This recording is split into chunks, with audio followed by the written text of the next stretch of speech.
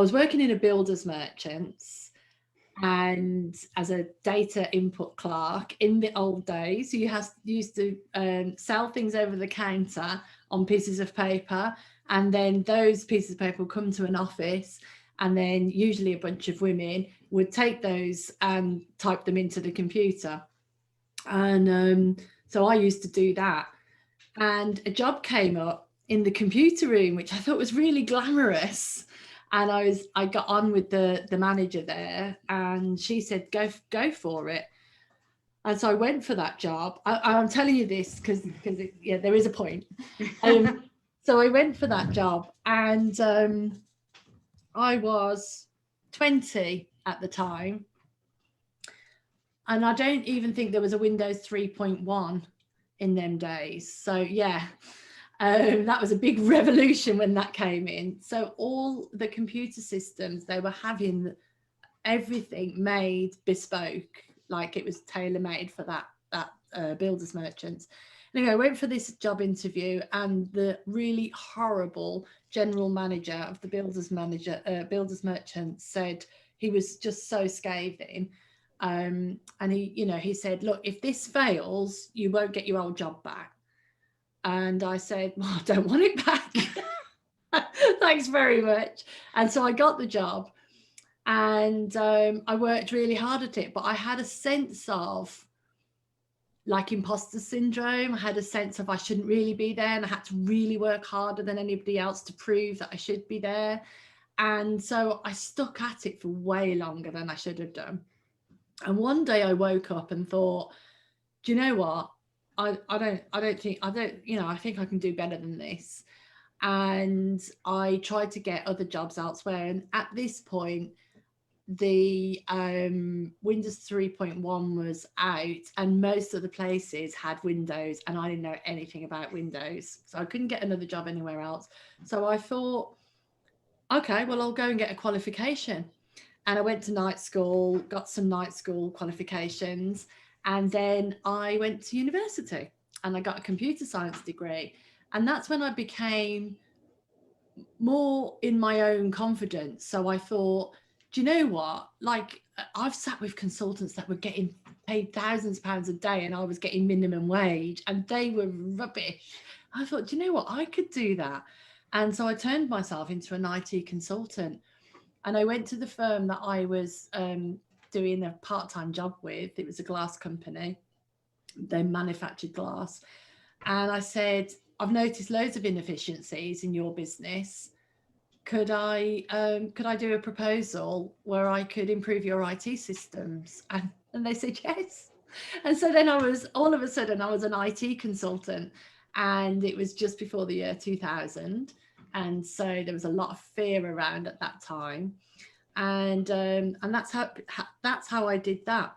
And again, I stuck at that for many, many years, even though I actually didn't like it that much.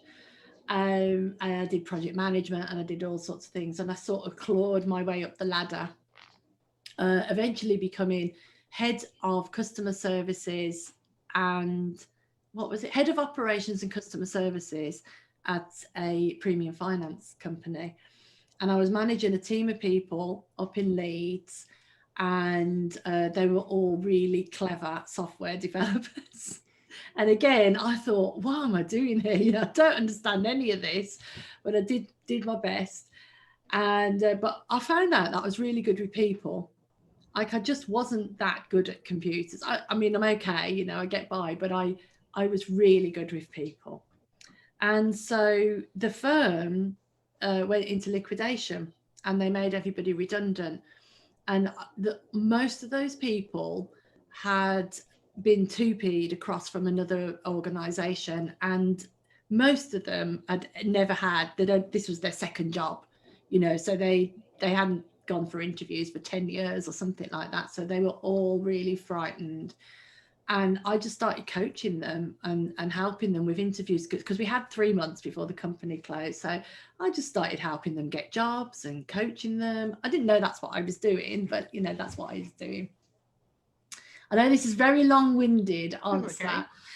Okay. And then because of that, I realized I was looking for other jobs of a similar nature and a similar salary. And I'd fall asleep before I'd finish the job spec. I'd be like, oh, I really don't want to do that. Kate knows how that feels. And I just kept thinking, well, how am I going to get this salary? And I really reflected during that time. And I also happened to have a lot of personal stuff going on. My father was dying of cancer. He we hadn't been in touch for many years, and so we sort of reunited for 5 months, and lots of other things were going on.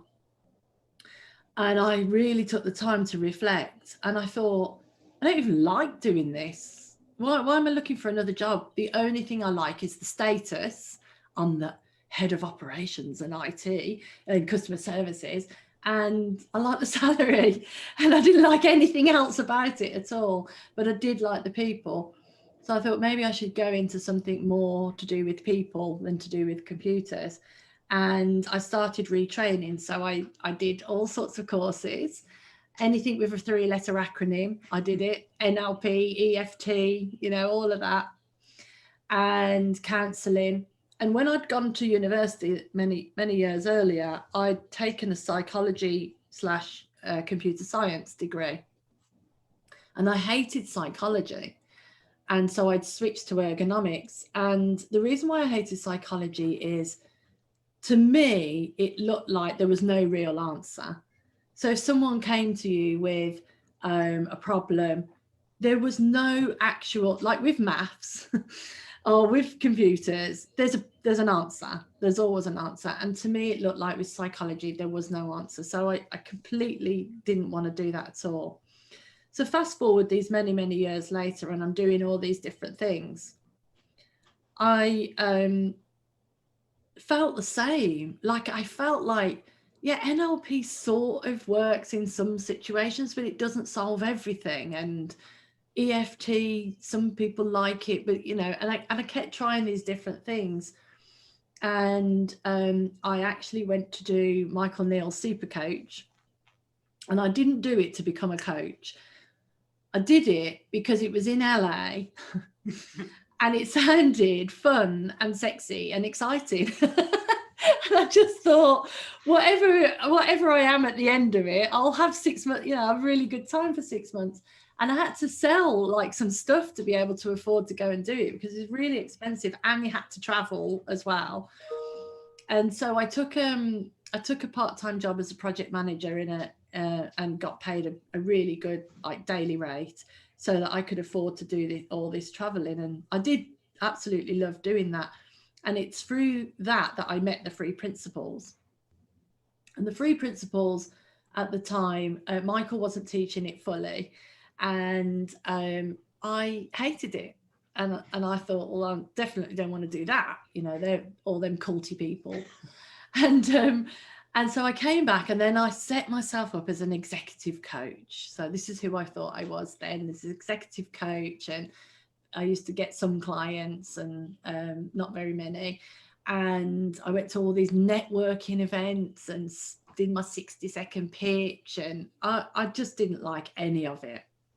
And one day I met someone who was how he termed it, a recovering addict. And he'd been in and out of prison, and he'd been addicted to heroin mainly, but basically he said he didn't have a drug of choice. It's like anything he could get his hands on. And he was the most inspirational person I'd ever met in my life at that time. And I just said, like, how can I help? And he'd set up a company teaching people to make films and write scripts and things like that. And so I just helped him. I volunteered on his board of directors and just really enjoyed doing it. And then I met lots of other people who had had addictions and been in prison. And I loved them. I just thought they were amazing, because it was this bunch of people who had had incredibly traumatic lives, many of them, incredible difficulties, and they were amazing. They were resilient and creative and determined and passionate. And I noticed that they didn't know that. So I could see all of these incredible, beautiful people, and they didn't feel like that. They didn't feel good enough. They felt unworthy. They felt the stigma that society puts on people who are marginalised, and they felt guilt and, all sorts of things like that. And I thought, I can help them because they don't need to feel like that. And it seemed to me that, because we can circle back round now to the 3 principles, and it seemed to me that they taught me about the 3 principles, because I would sit with somebody and be saying, like, just be talking to them about how amazing they were and what I was seeing, and day after day, and people just kept coming to me. People just kept turning up and asking me to talk at things. And one day I thought, if they're all perfect and beautiful and amazing, maybe I am too. And so I realized myself through them, and I was doing various jobs at the time, and I was working in an estate agent, and in my spare time I was researching addiction, because I was so fascinated that these people were being told that they were diseased, and that they had to go to meetings for the rest of their life, and it just intuitively didn't seem right to me. I didn't realize that that was what the 3 principles understanding was about. I just felt intuitive about it. And I kept reading things, and I kept thinking, someone needs to do something about this. And then I read something else, someone needs to tell these people, someone needs to do something about this. And now it feels like I kept saying it out loud and no one was listening. And I'd go to meetings and network events and things like that, and like tell people, well, someone needs to do something about it, and no one was listening. And then one day I thought, well, maybe it's me. So I thought, well, what would it look like then if I wasn't just doing this voluntary? What would it look like if I put my business head towards it? And so then I started really looking for, can I get into addiction centres, and wrote programs and did all of that. And everyone said no, everyone turned me down.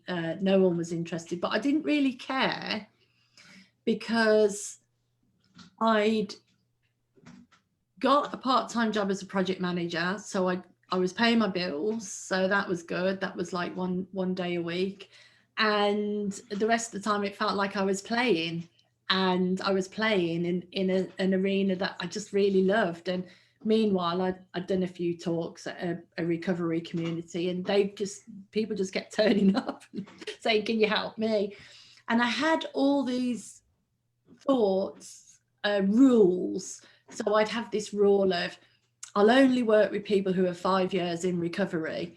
And then my friend would phone and say, oh, I've got this chap who's just come out of detox. Can you help him? And of course, I'm not going to say no.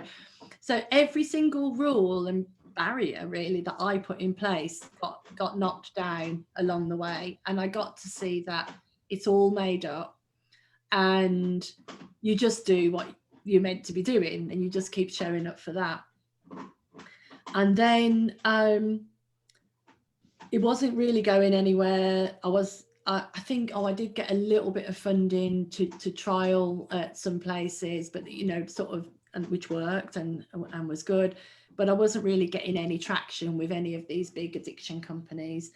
And then one day I was introduced to the service manager in a prison in the Midlands, and I eventually got a meeting with him, and there's sort of quite a story there. But he then said, yeah, we'll trial this, we'll do a 12-week pilot. And I went away and I wrote this proposal for a 12-week pilot and agonized over it, and got it off to him. And then he rang me up and he said, the committee have looked at it, the mental health team love it, but the psychologists not so much. And I was just like, wow, the mental health team are looking at my proposal about talking about how to do workshops for the 3 principles for people in prison. I was just like thrilled at every step of the way. It didn't feel like a burden or difficult for me. And then I said, okay, well, what do you need me to do? And he said, well, we need you to like include any research that there is available. But also, there is, could you do it for 12 months instead of 12 weeks? And the joke is that I always say to people, so I looked at my calendar, you know, like my empty calendar. Oh, I'll just check. And I said, oh, well, yeah, I think so. And I came off the phone. I thought, wow, even just the possibility of that was enough. You know, I was just, I celebrated the possibility of it and the potential of it. So then I spent another couple of months agonizing over, because he said, can you write a business case? I said, yeah, of course. And then I thought, what's a business case? Like, what does it have? And so I actually wrote back to him and said, what titles would you expect there to be in a business case? And he gave me the structure, and I wrote a business case and actually sent it to him and said, you know, can you let me know if there's anything else that needs to be in here? And I did not know how to write a business case. So I Googled that, and there wasn't really much research. So this is like 6 years ago now. But any research there was, I found it. And I wrote this business case, and I sent it in to the prison in December 2014. And I didn't even have a business at that point. It was just me. And he came back in the January, and the commissioner read it, and the commissioner got an insight from reading the business case. And he said, we need this. We need this everywhere. And so they took me on for 12 months. I won a massive contract in the prison. So I thought I better set up a business. And I had been researching how you set up a social enterprise, and I've been having some mentoring around that from an organisation in Birmingham.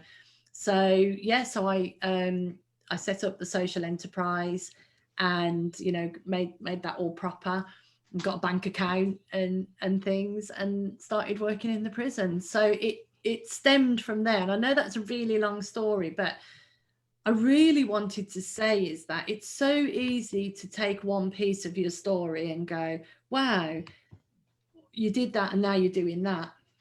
But actually, all along our lives, we're constantly remapping. You know, at every juncture, even if it's a small remap of, well, I'm going to retrain as, you know, a counsellor, or I'm going to go and do this, and I'm going to do it in my spare time. We're constantly looking and changing and moving in a direction, and we don't even know what the end result is.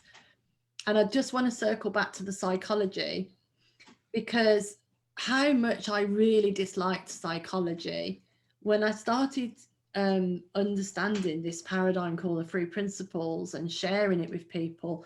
I realized, oh, that's why, because this is the answer. It's looking to the health of the individual rather than the symptoms, and everything else I'd ever come across is really looking at the symptoms, how to manage, how to cope, how to change. And yet this understanding isn't about any of that. It's looking at the true nature of the human being and the essence of them, and the answers are within that. And so that now I feel like that was an insight, not liking that old paradigm of psychology, and I'm actually glad that I didn't do it.